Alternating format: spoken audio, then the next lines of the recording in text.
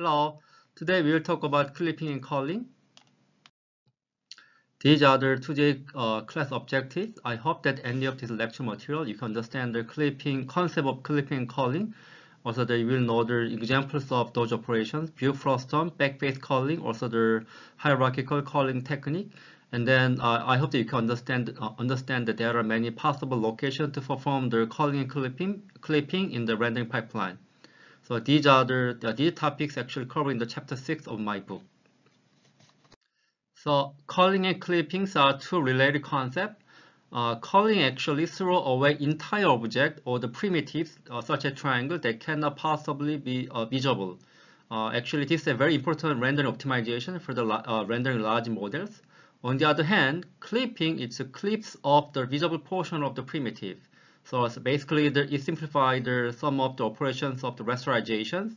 Also, it also used to create this kind of cutaway views. We can actually clip away some surface of the object so that we can see the internal structure. Here, let me briefly talk about the benefit of this culling techniques. Actually, the long time ago, I have to deal with this kind of power plant model that consists of the 12 million triangles. Back then, it was a lot of data, but they're not that big anymore in this recent the game and movie. But anyway, so if you just render 12 million triangles without any culling, obviously we have to send all those data to GPU. It takes a lot of time, right? But you can see that some of the objects actually located this view frustum of our camera, so we can cut out, right? So if we perform the view frustum, then 12 million triangle reduces down to 10 million triangles. So we can just render or the rasterize only 10 millions, right? But if you see that actually we locate our camera here in front of this kind of the big object, right? But behind this big object, actually there are brownish objects like the boxes, but we cannot see it. These are the occluded. This occluded by this kind of front objects. We cannot see it, right? So that's why we call it occluded object. And then if we perform occlusion culling in this model, then we can actually reduce down the 10 million to the 1 million that we need to render with the render for these scenes. So by doing of course there are some of the overhead performing view frustum culling, occlusion culling, but if we do that in an efficient way, then we can actually effectively reduce down the 12 million triangles into the 1 million triangles. So we can gain a lot of improvement. Okay, those are the example of the culling techniques. But let's talk about some of the details. So to perform the culling and clipping, we definitely need some sort of the line and plane representation, since we perform the culling clipping against this kind of line and planes. In the end, basically these are the implicit equation for line and plane. Let me switch back to the pen. Let me use the pen color is the red one. Okay, these are the actually implicit. These are the actually implicit line equation. So probably you've seen this kind of the implicit line, also the plane equation. Actually, line in 2D and plane in the 3D, and then actually it is a very general representation. If we actually represent them in the matrix format, then we can have this one, this nx ny minus d is a coefficient of these kinds of the line, and x, y, 1 actually the coordinate. So basically this portion, the nx, ny minus d, is actually, we call it the line coefficient. And then these are the actual points that are actually located within this line. Let me switch back to the laser pointer. Then basically basically the nx, ny is the normal of this line or the hyperplane or plane. Then if the normal actually the normalized, then this d gives the actually distance of the line and plane from the origin along normal direction. You probably proven this kind of equation before. But anyway, these are the line equation. So this actually given the line and plane equation, implicit equation, it defines this positive side, also the negative half size, half space. So for example, if we for this kind of convex region, we can define some sort of in the case of 2D, it's a line, one line with this normal, and so on. If we keep doing that, then this convex region is nothing but intersection of the negative half spaces of those lines, right? So based on that, based on those representation, we can also define this kind of convex region. Now let's talk about how we can do this some sort of calling. In this case, actually, suppose that we actually define our Bifrost with the line. Actually, in the end, line and plane equation same thing. If we want to perform the Bifrost, then we need to define this kind of this kind of plane. But in 2D case, the plane just looks like the line. Then in this case, we wanted to check whether the polygon with the sum of the 1, 2, 3, 4, 5 5 vertices actually are located outside or inside of this line. In this case, we checked every vertices by plugging those coordinate into this line the equation, right? And if it turn out to be the positive, then it's outside, right? We can actually know that these objects are located outside. If we plug in those vertices with this equation, if it give us the negative value, then we know that it's actually located inside. But some other cases, some of the positive and minus also the negative, right? So if we actually applying this one into some sort of the culling, in this case actually conservative testing. Suppose given this polygon, if there are many vertices, obviously checking out every vertices against this line takes a lot of time. So typically, we actually compute some sort of the bounding volume. Simple one is that computing this bounding sphere. Out of these vertices, we can pre-compute this kind of circle. Then this circle comes with the center of this radius, right?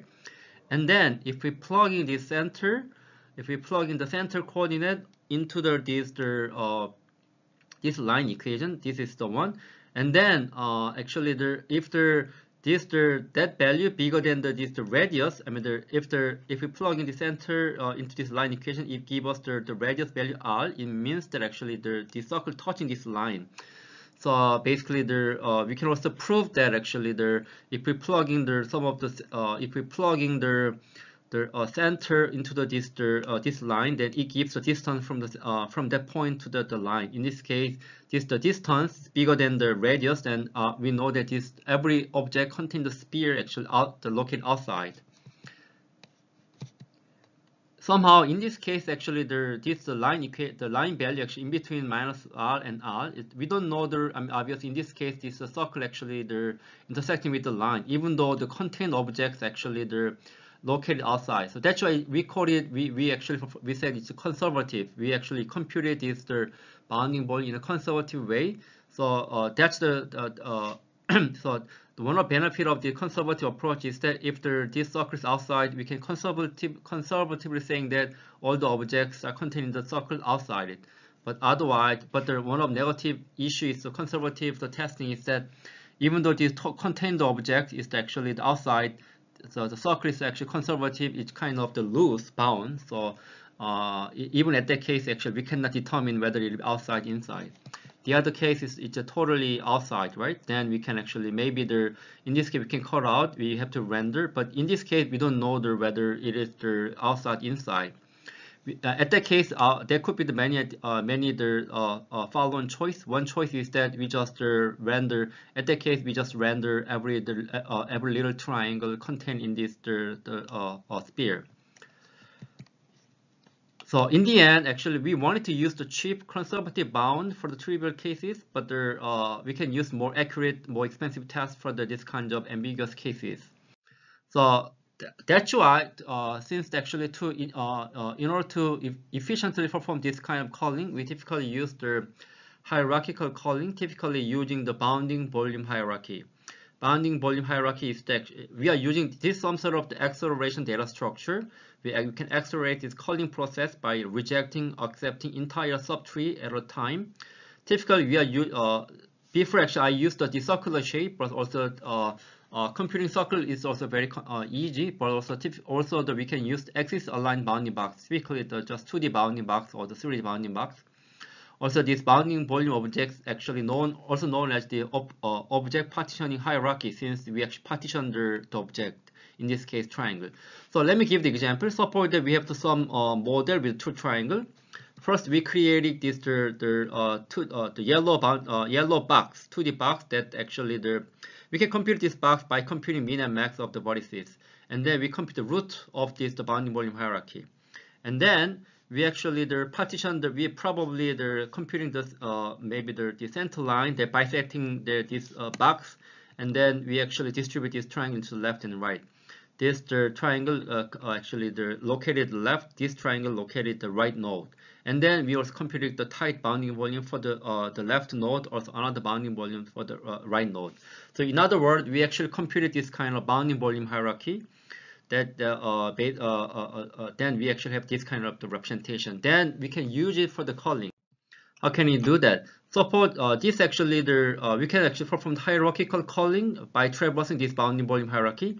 We can simply traverse this tree. We can just using the depth first order.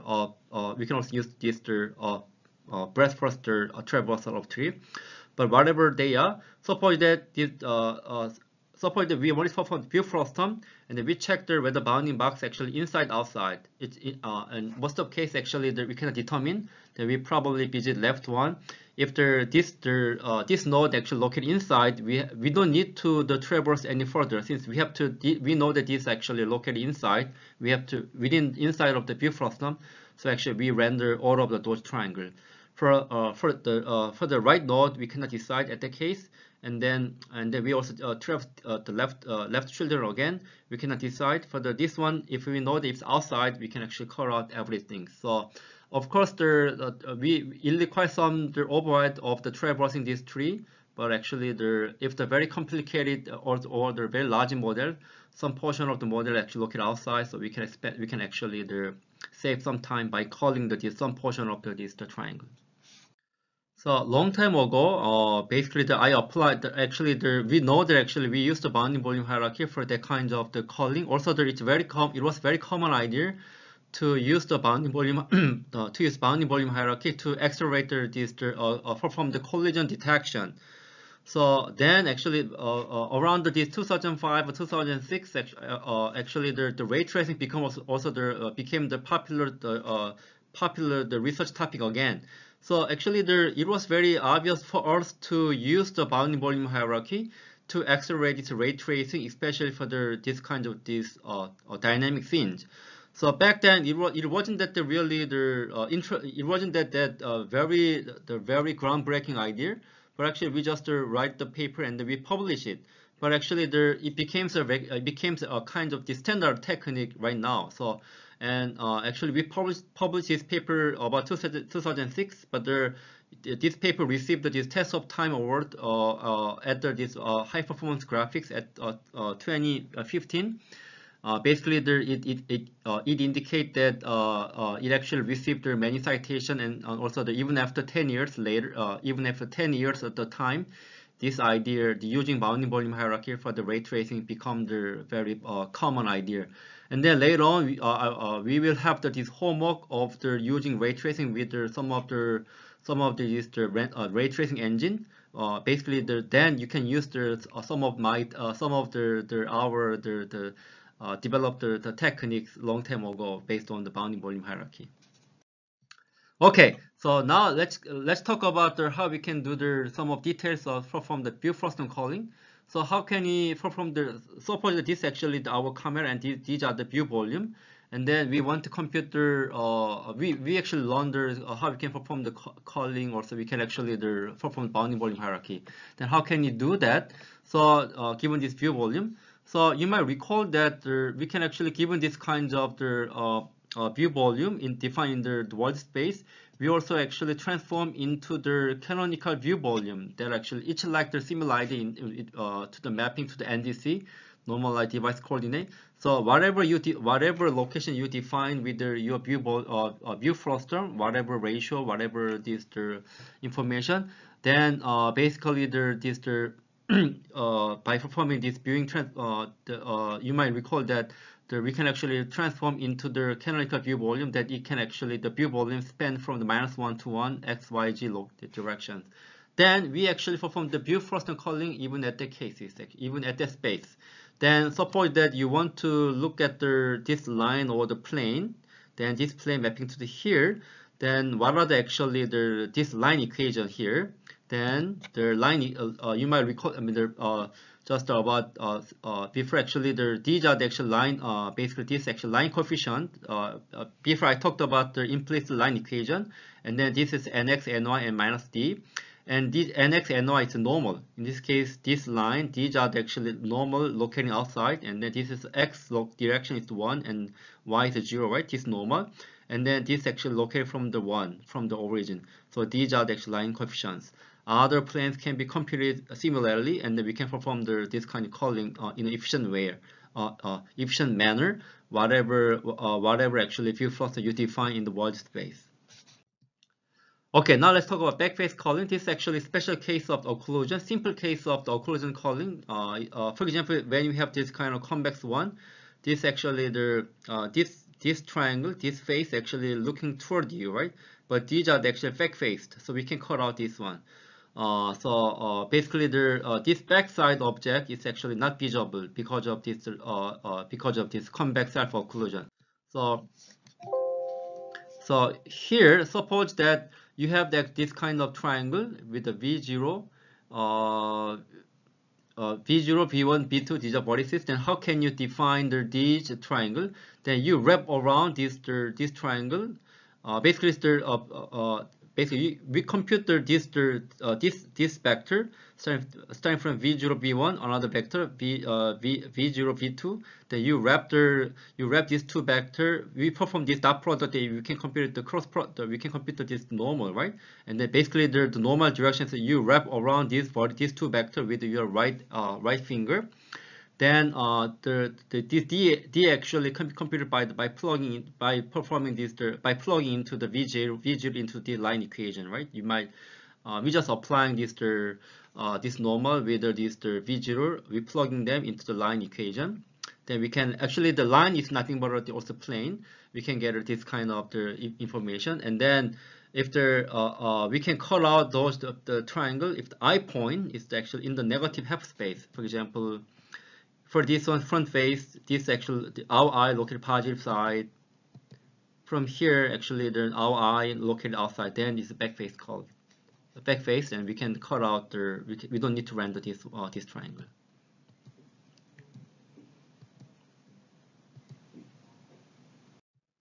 Okay, now let's. So far we talked about different operations, different setting of the culling. Now let's talk about clipping. Clipping a line segment, line segment against another line. Suppose that this actually the line equation, maybe the view.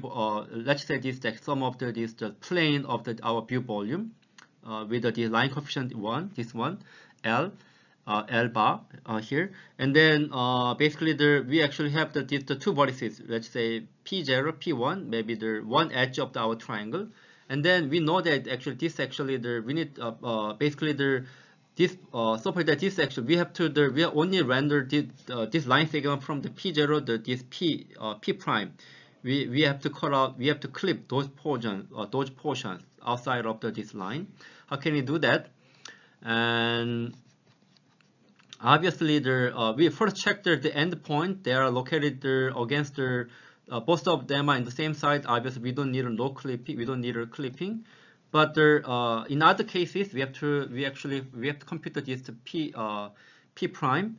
Then here, we actually define this P prime as this one starting from the P0 here toward that vector P0 to the P1 as a parameter of T, right? Basically, we parameterize this P prime from P0 P1 as a function of T. And then for that one, actually, then this line is actually this line can be represented by like this, right? If we plug into this P prime here, then it'll give us the 0, right? Then obviously the P prime should be satisfying these two equations. Then we plug in this P prime into this one, then we get this one. After reformulating this equation, then we can define everything as a function of t, the parameter. We can compute this parameter t. Then by plugging this t into there, we can compute this p prime. Also, there we can also perform. We can also compute the vertex attribute like a color. Suppose that this is actually red and this is blue. Then everything the color will be changed from the red and blue within the RGB channel, right? Then once we compute this t value here, then also we interpolate this color value from the here to there. Then once we compute t, also we can actually interpolate this color value and also some other attributes, even the normal. Okay, so there are many details in terms about the clipping. There are many different locations that we can perform the clipping in the pipeline, but too much details, so I will just skip everything here.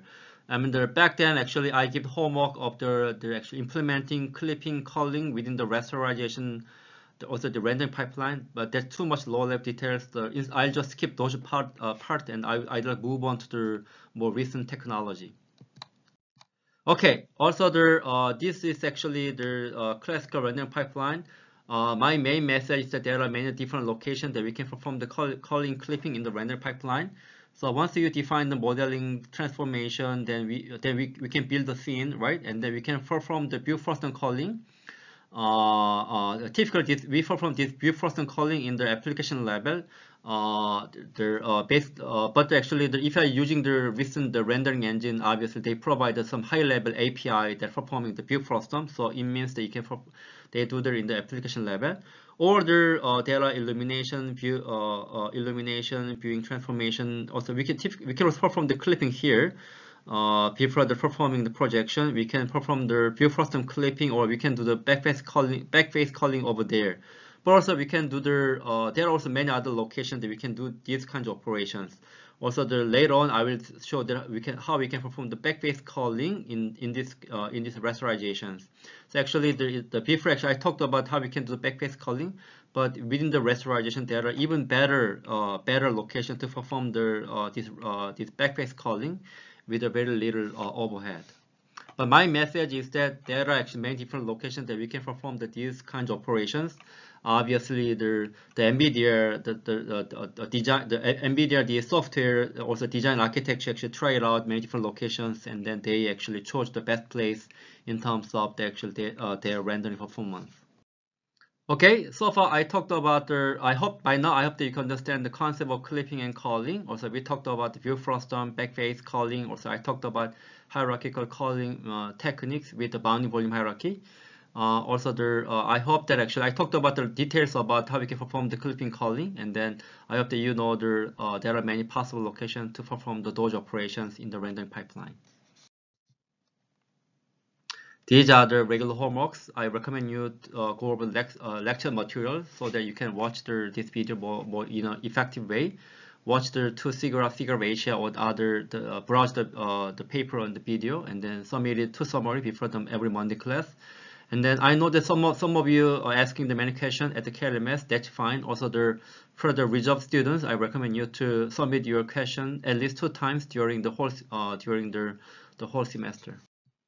Okay, that's it. And then next time I'll talk about the rasterization process, rasterizing triangles. Yeah, thank you. Bye.